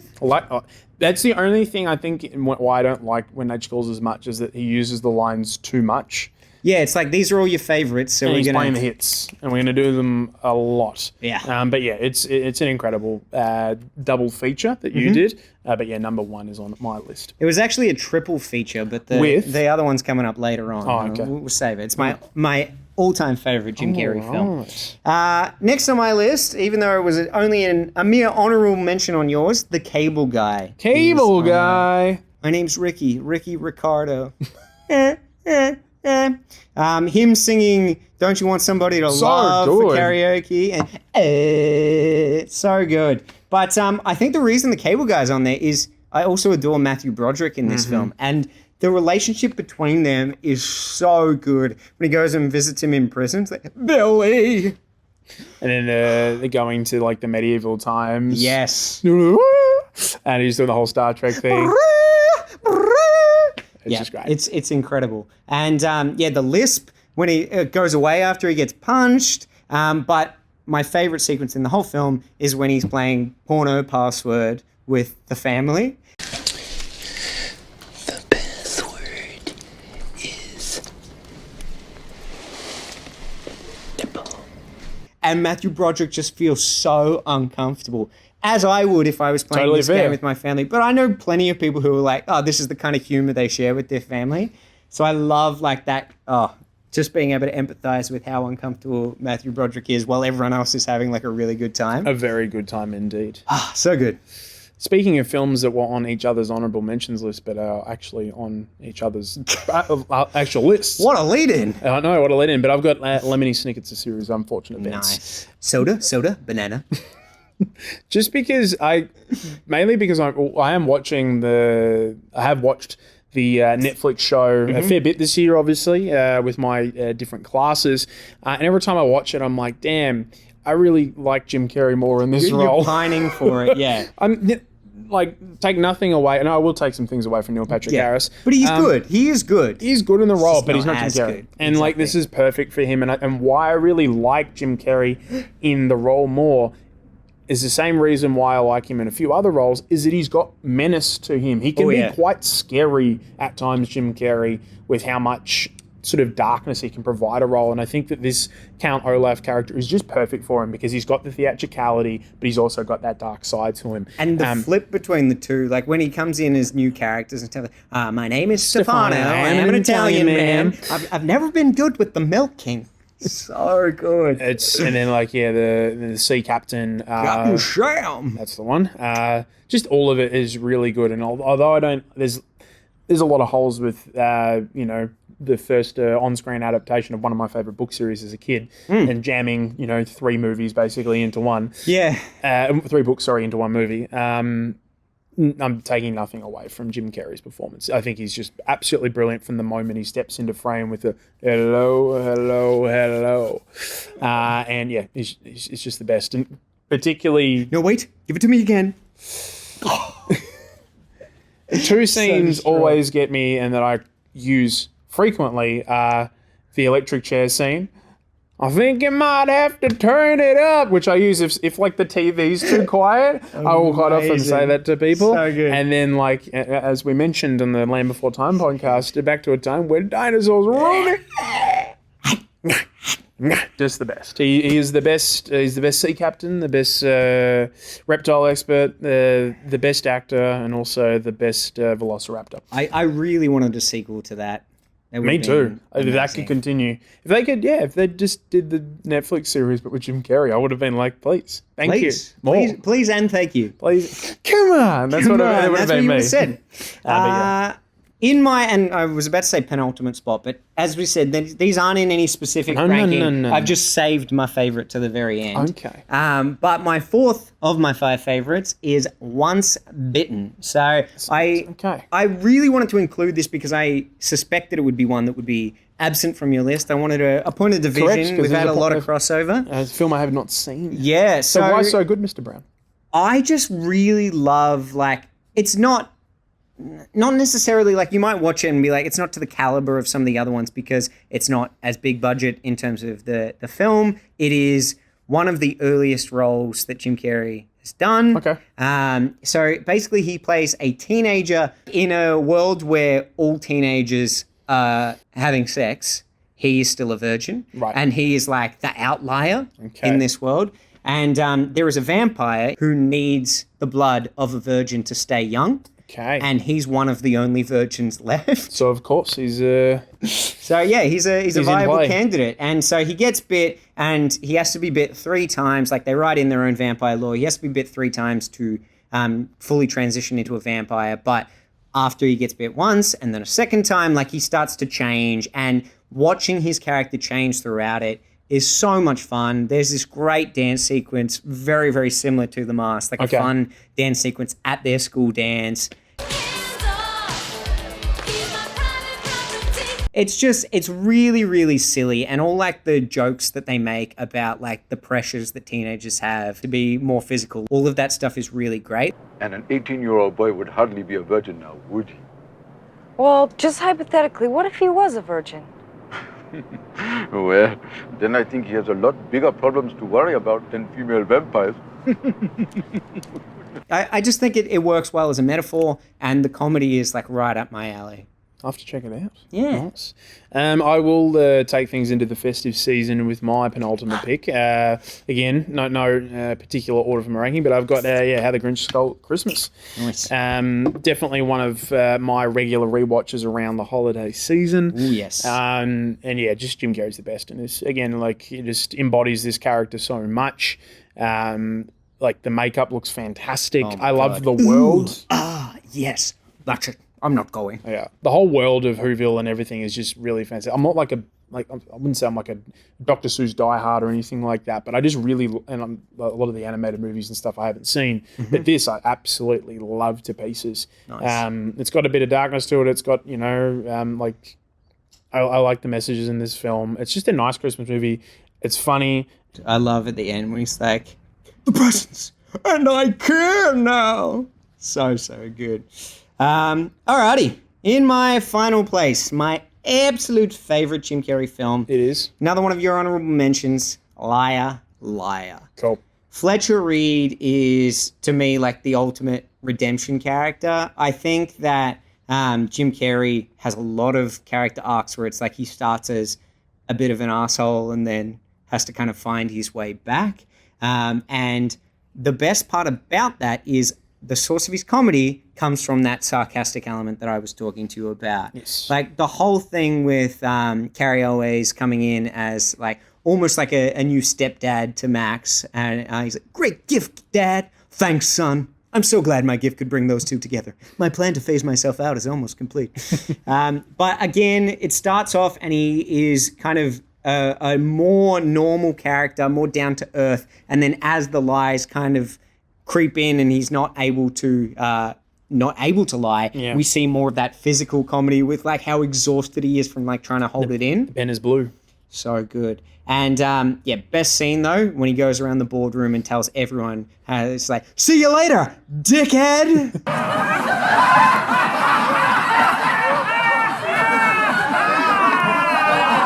Favorite scene in that movie too. Yeah. So it's a classic, and that was what I capped off my Ace Ventura. That's a good triple feature. Ooh, yes. That's a good time. Ooh, yes.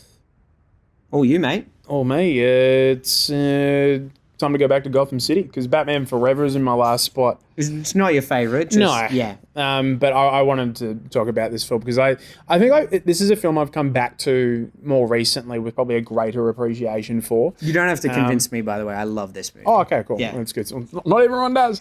Obviously, like this film comes at an interesting time where obviously it's due to the backlash that Tim Burton's second Batman film received, Batman Returns. It was just too dark.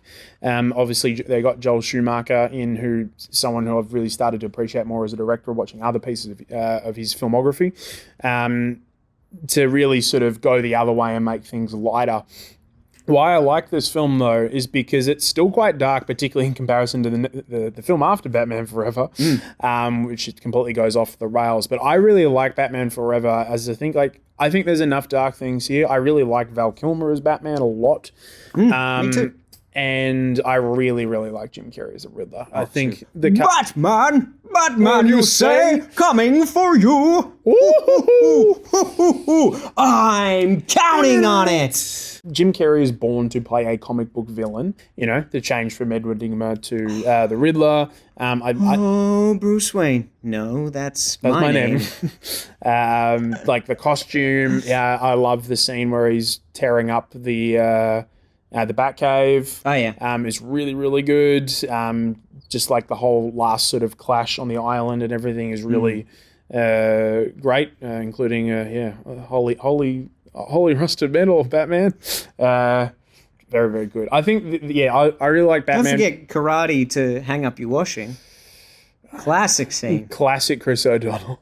I just really like the blend of this film because I think it's dark enough. Batman Forever is a film I probably change my tune around sometimes. Sometimes we get influenced about films based around public opinion. And maybe I'll let that discolor my opinion about Batman Forever. But it's like, no, I really enjoy this film. I love the opening, like, bank heist and stuff with the chopper. Yeah. I love the good Riddler fun. coming into things and him sort of playing off Two-Face as well. You've got young Drew Barrymore in there as well. Yep. But yeah, it's a good time. I really like Batman Forever and think Jim Carrey. I'm glad he did a couple of comic book movies, obviously. He's done three. Three, yeah. Obviously with The Mask and in Kick-Ass 2 as Colonel Stars and Stripes. But yeah, Batman Forever. He's thriving. He is. So, Nice. Shall we move on to movie mashups? Let's. They did the mash. They did the movie mash. The movie mash. It's like a plot theme They smash. did the mash.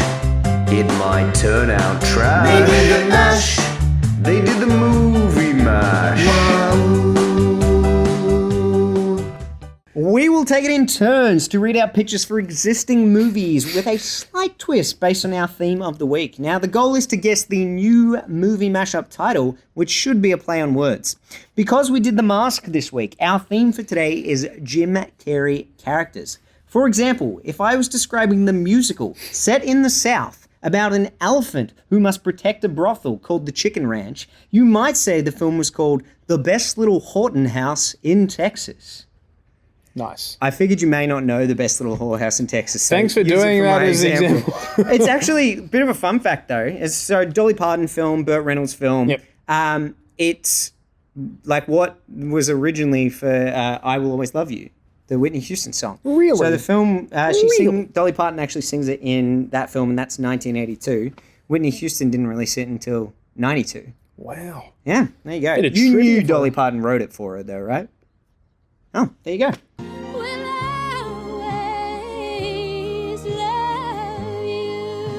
Just learning so much Oh my today. goodness. Oh my goodness. Look at all this new information. We've got to get into some mashups. I know. All right, let me throw them out of there. It's, How many are on your list? I got 4, man. Okay, so I've got more than that, but I have a couple. But I have a couple that I don't necessarily think I'll read because I suspect maybe they'll end up being your ones. So if we get something where it's like a double up, then I'll just sub that one out for a different one. Does that make sense? Okay, you're preempting double ups. Oh, I don't know. There's only so many characters that are recognizable enough, you know? This is true. I mean, like, you know, I've got a couple about Mr. Popper's Penguins and stuff like that, so I'm not joking. Gosh, I hope not. Yeah. I was surprised that didn't make your 5 favorites. Oh, yeah, sorry. That's off my honourable mentions. Alrighty, would you like me to kick things off? Go for it, Mr. Brown. All right. In this disgusting film that I cannot stress enough I haven't seen and never want to see, a deranged surgeon kidnaps 3 people and sews them together, all the while filming this experimental procedure like a reality show that his victims have become trapped in. Good. It's The Truman Centipede. He's done it! Whoops, I didn't get the song ready. No! Shake it down. All right, here we go. All right. Oh! We're off and racing. It kind of works that the song didn't play properly on that one because I'm not going to do a poster for that film. Thank God. Because it's disgusting. Everything about that film disgusts me, and Shouldn't I exist. almost didn't include it in my mashups, but I couldn't resist the Truman Centipede. Okay, very good, very good. Alrighty. I feel like all you could have mate. got like another like movie with The word human in it? I don't know. It's not as good. Fair. Okay. After moving to a new city, in this 80s classic, this sees our hero gain great intelligence and a newfound ability to fight back against his oppressors, solve the clues of some unique fighting routines, and move from a green belt to a champion. We've done this movie as well. Yes. Okay, so I gotta... So the green Yeah. The clues. Yeah. So it's the Riddler. Yeah. And it's the Karate Kid. So it's the Karate Riddler. He's done it. You're unbelievable. Oh! You got to take that pause. The Karate Riddler. Nice. Alrighty, here we go. In this Christmas action comedy, a low-life criminal accidentally stumbles into an audition when trying to outrun the cops and is thrust into the seedy Hollywood world where there is a big conspiracy. When he runs into his childhood sweetheart at the Coco Bongo Club, he tells her he is a detective taking on her case and masking the truth from her. This film is Ip, Kiss, Kiss, Bang, Bang. Nailed it! You're unbelievable. Oh! I very nearly did this one. Woo! Close one. Okay. In this old-timer of a horrendous comedy film, with more than one of the most annoying sounds you've ever heard, a mild-mannered man must take on his family's skill set of becoming whoever they'd like undercover, with our hero needing to save his family to ensure their frickin' heads don't fall off. Do you know the film? I'm struggling with the film. Hang on. So this is like an all-time shocker. It's not Son of the Mask. They're at the same time. But yeah, it's a mild-mannered man has to take on his like family skill set of being. Oh, okay, no, that's all right. It's all right. Turtle. Okay. Turtle. Yeah, I got it. And you've got the character. Oh, I thought I did. I thought it was. Lloyd Christmas. Yeah, it is. Do you need a bailout? Hang on. The Master of Disguise. Do you need to write it down? It's Lloyd Christmas. Disguise. The Lloyd Chris. Oh no. The Lloyd Chris Master of Disguise. He's done it! Oh no! Too long. Well, if you think that's bad. Row raggy. Okay. Go for it. In this ridiculous horror comedy, the youngest son of the devil must stop his brothers from creating a new supersonic hell on Earth, all the while sporting an emo fringe, big snow coat, and talking in a ridiculous voice. I know the film. Mm-hmm. Struggling to get the Jim Carey. Creating a new supersonic hell on Earth. Supersonic? Sonic. Oh yeah. Thanks. Sonic. It is Little Dr. Robotnicky. Just Little Robotnicky. Little Robotnicky. He's done it. You're unbelievable. Oh! Nice. Thank you. Very good. Okay. Sonic. The Hedgehog. 2. 3. Oh dear. In this black comedy, our main character, this Lothario, ends up falling for someone a bit darker than usual, thinking that this new flame has transformed him into a creature of the night, forcing him to don a new face and fangs and become something that he's not, where somebody must stop him. Okay, so I've got the Jim Carrey movie. I'm struggling with the Jim Carrey movie. The Jim Carrey character? Yeah. Oh. Yeah, but I'm struggling to... wait. Is it recently. Vampires Ip Kiss? He's done it! You're unbelievable. Oh! What a good movie. You're up, Mr. Brown. After planting a bomb in LA, an eccentric criminal falls into a coma before the FBI can detect its location. One of their agents gets an experimental plastic surgery taking the face of the criminal and goes undercover in a prison to get the information out of his snowflake of a brother. But while there, the man wakes from his coma and takes the agent's face in return, visiting him in prison and gloating about how he is a Lahu the Her. Is it Ace Off? He's done it! You're unbelievable. Oh! Good. Good. All right. We're back, baby. Okay, this is my last one. Oh, no. That doesn't bode well. That intro.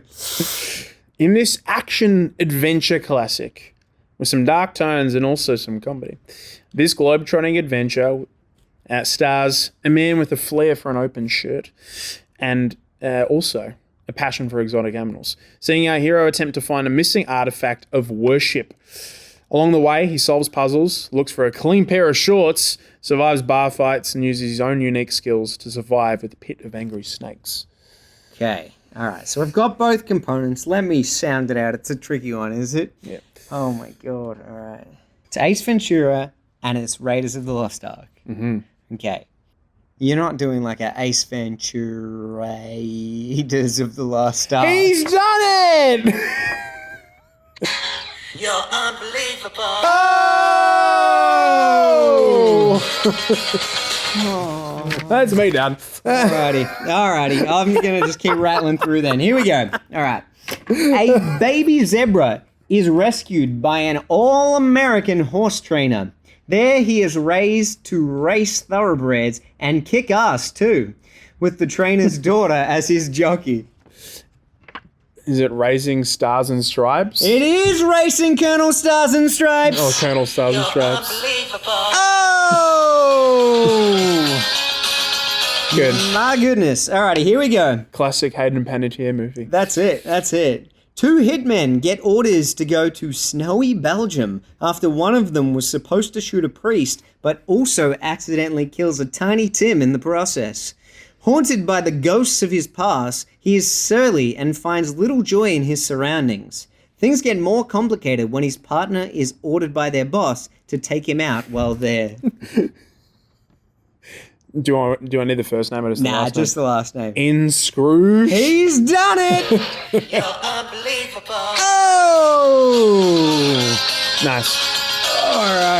Alrighty. I'm feeling good. Now. Okay, good. The gangly star of Halloween Town stumbles into an alternate festive holiday town and is dumbfounded by what he sees.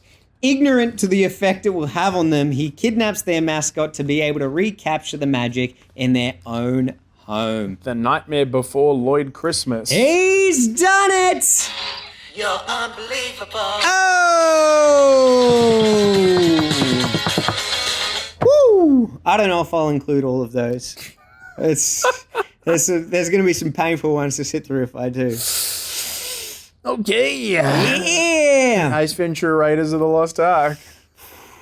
And the Lloyd Chris Master of Disguise. Two absolute winners. Absolute winners. You were giddy earlier today thinking about how much I was going to hate doing those. Was that right? Yeah. Oh, yeah. I'm fuming. Yeah, fuming. Absolutely fuming.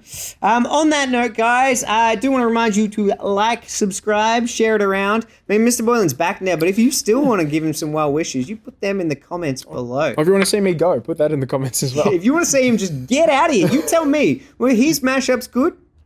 Write it below.